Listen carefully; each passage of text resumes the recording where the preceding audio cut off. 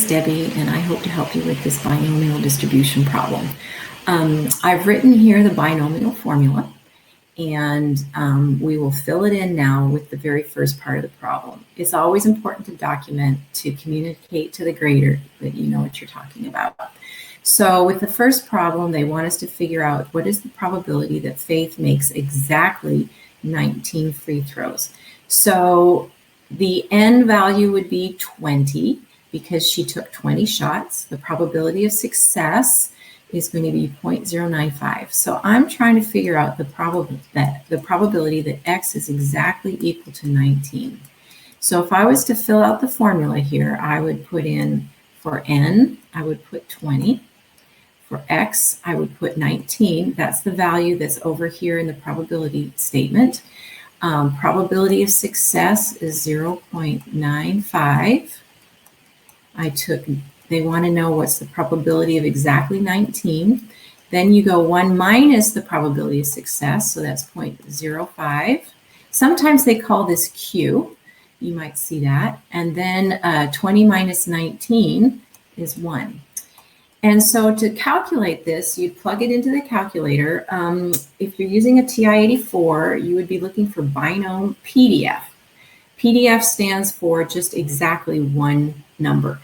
And if you go to second vars, which is the distribution, go to distribution and then go all the way down to A, that's binom PDF. And when you punch in all the numbers that they want you to punch in, N, X, P, you come up with 37.7%.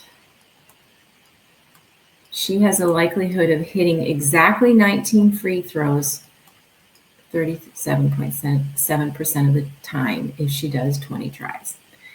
Okay, so I'm going to go to a new board because the next one's a little bit more confusing because now they want to know what is the probability that she makes less than 15 free throws, which if you think about it for a second, her probability of making a free throw is pretty high. So I'm expecting it to be pretty low that she would miss quite a few free throws. So here the probability statement would be X less than or equal to 14. And the reason why I say 14 and not 15 is because it said less than 15, which does not include the number 15. Now, if you wanted to write out the formula, what this really is the probability of X equaling 0 plus the probability of X equaling 1 plus the probability of X equaling 2 all the way up to the probability of X equaling 14. Okay, so you would plug in for X each time one of these numbers and then add them all together. So they don't want you to do all of that.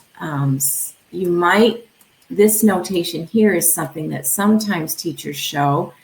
Oops, I need to put what you do is you say A, you pick some variable. I just picked the letter A. You start at 0 and you go up to 14. And then you do the combination of 20. She tried 20 times. And then I can do A. And then I put the probability of success 0.95. And here I would put A. And then 1 minus 0.95. And here I would put 20 minus A. This is just another way of showing a summation. So again, you'd plug this in the calculator, but this time you want to use binomial CDF, not PDF. So again, you go to distribution and go down to B this time, and you would do a CDF.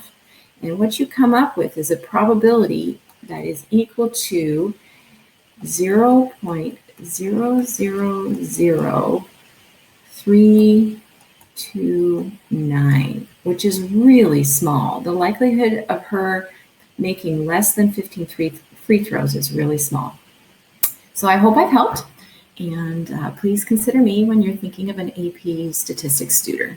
Thank you.